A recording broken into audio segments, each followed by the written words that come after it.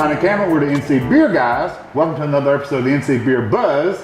We're continuing our journey this weekend across the far western part of North Carolina to make sure our viewers know there's more craft beer in western North Carolina than just in Asheville or Boone.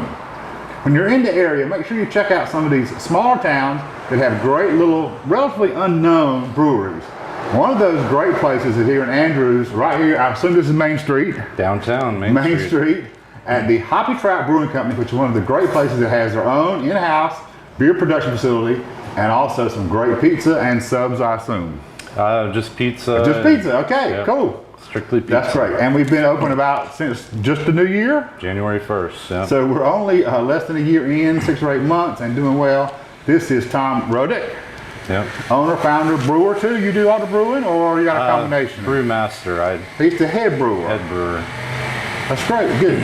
So thanks for having us in. How did it go? How did you come to be here? It's kind of a culmination of my wife pushing me to sell my home brew. So you've been home brewing for a while? Yeah, I've been home brewing several years. Are you a native, local here? Yep, I went to high school here, graduated high school. Went to school for 5 years and then came back, and I've been here ever since. And did something professionally before you did this, obviously? I went to NC State engineering program. Okay, yeah, my son did too. How about that? That's nice. That's great. That's good. So, as an engineer, and you were home brewing, and the wife, you said, was kind of encouraging you to do your own thing. Yeah. Are you still trying to engineer too on the side? No. Okay, so you walked away from that professional life, so-called. Not that this isn't professional, but it's a different world. Yeah. And did you do the food service first, and then decide beer as an afterthought? But you were a brewer, so you knew all along you wanted to do beer? We mainly wanted to do beer. Mainly wanted to do beer, yeah, okay. But the restaurant turned out to be such a good addition to the town. We had a niche in the market with no pizza places, so we took advantage of that. That's and we've great. been doing really well with the food What was in here before? It had been abandoned for several years. Had a kitchen, or you had to start from scratch? Oh no, everything is new except for the ceiling and the floor. Okay, so you had to flush it out totally. Yeah, started it from scratch. Okay, that's great. So let's talk about the beer, because that's what we know. We're going to talk about great pizza too. But what kind of system are we brewing on, and what's the deal? We got a 1-barrel system, all grain, of course. We do 3 batches a day to fill up a 3-barrel fermenter. Right. And we brew 2 to 3 times a week. And the beer is only available here in this location? We do self-distribute. Okay, so you got some local accounts? Yeah, some restaurants in the next town over. They buy beer every week. Okay, so the Hoppy Trout brand is something that you might see in another place or two. Yeah, we're actually, we have it on tap in Asheville as well at the Pour Tap Room. Okay, great. They have the wristband set up with pour your own beer. Yeah. And they've been really supportive of us, and we try to take them a keg every time we're out that way. Sure, that's great. What kind of volume are you producing? What do you hope to do? It'd be nice if we got up to 1,000 barrels this year, but we're not really on track. Not on target for that at this point, but it is the first 6 or 8 months too. We're just getting into. We're just getting started. Right. So people in Andrews have known a little bit about beer from Andrews Brewing. Yeah. Do you find that most people coming in do know craft beer already, or is it somewhat of an education process for them? I think we're teaching them a lot about the craft beer market. Right. And then we do get a lot of people from out of town just passing through, and they try our beer and they rate us on Untappd. Because they're all about something local. Right. Right. It's just like me. If I go to a town, first thing I look for is a brewery. Sure, where's the local craft beer? Exactly. And are we brewing certain styles and certain kinds of beer, or are you all across the style category, or do you like to do anything? Everything. I think I like to say we kind of specialize in IPAs. They're hard to keep on tap, though, as you can tell. Right. They sell out pretty quick, but that's my favorite style, and I like to. A lot of brewers brew their favorite styles. Yeah. Right. And it's an up-and-coming thing that a lot of people ask for anyway when they come in. Oh yeah, of course. IPAs and pale ales, especially in the summertime. So what did you know about doing the food side? Absolutely nothing. And how do you learn? How do you know what to do? I mean, did you bring somebody in to do? Yeah, we hired a general manager. His name's Dave Prentice. Okay. And he had 12 years experience as a GM for Cracker Barrel. Okay, so he knew food prep and the kitchen side of things. And he's been a great addition to our restaurant here. Okay. And do the pizzas pair with beer? And I know everybody drinks pizza and beer, of course, but do you pair them particularly? We haven't set up pairing on the menu or anything, but we do recommend, you know, a spicy jalapeno pizza with something lighter to kind of wash it down with. Yep. We're still getting into some of the pairing part of it. Of course, that's right. And how has the reception been in town? It's been great.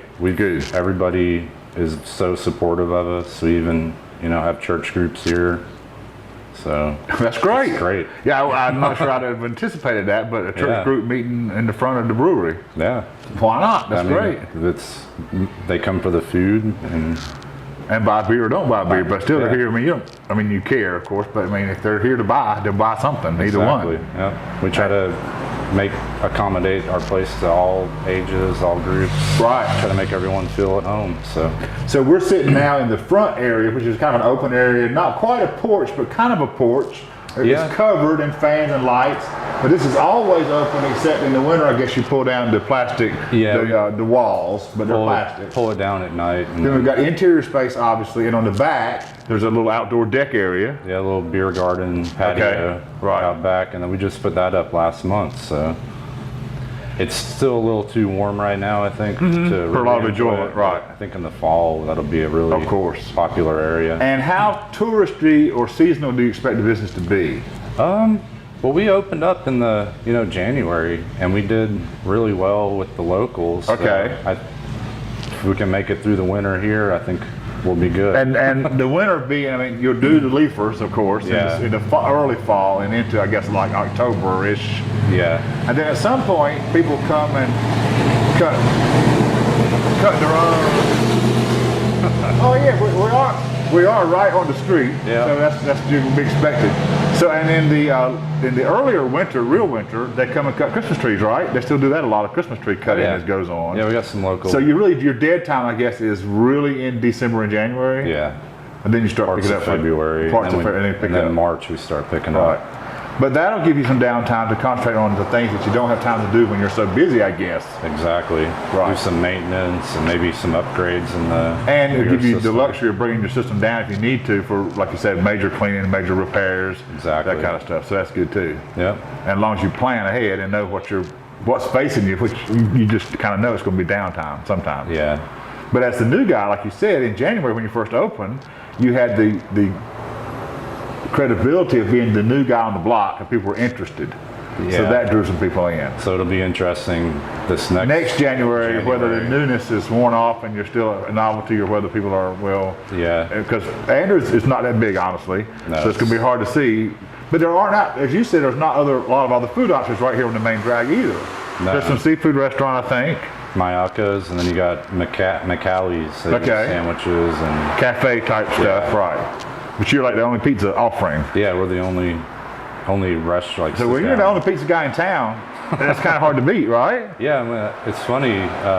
When we originally had the idea for a brewery, we were going to do subs and sandwiches because there was another pizza joint in town, and then halfway through the build out, that place shut down. And we were like, we might better shift. If there's no pizza in town, that's certainly a niche we need to think about filling. So we took advantage of that and just went for it. Mid-construction. Mid-construction, we're changing our path. Yep, so the contractors love that. Of course, contractors always do love change. Now, how many beers do you try to keep on at any given time? We have 12 taps. We keep one guest cider, and then we have our house-made. Because you don't do your own ciders? No. Okay. So we have up to 10 on tap of ours, plus a root beer. Which is not your own? Or? No, we make it. Oh, you make your own root beer, non-alcohol root beer. Non-alcoholic root beer, yeah. Good, okay.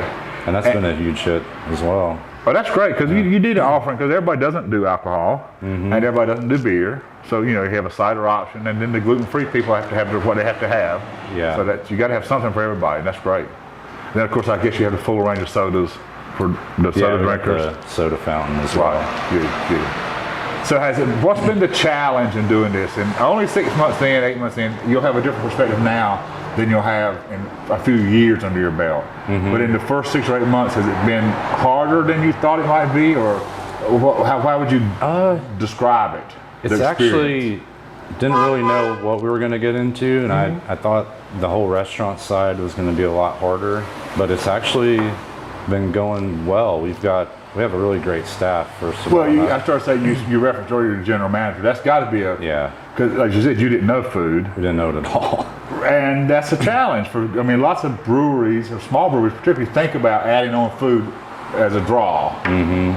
But that's such a different world on the food side.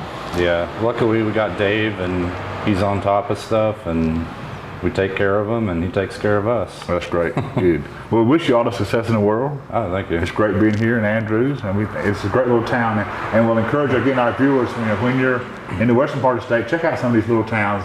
They've almost all got their own little brewery now, 1 or 2 little breweries, and really get into the culture and the localness of North Carolina and the great culture that's available outside of some of the bigger cities. For Dave and Glenn, this is the NC Beer Guys from downtown Andrews, Hoppy Trout Brewing, and remind you to drink local and keep your beer dollars in North Carolina.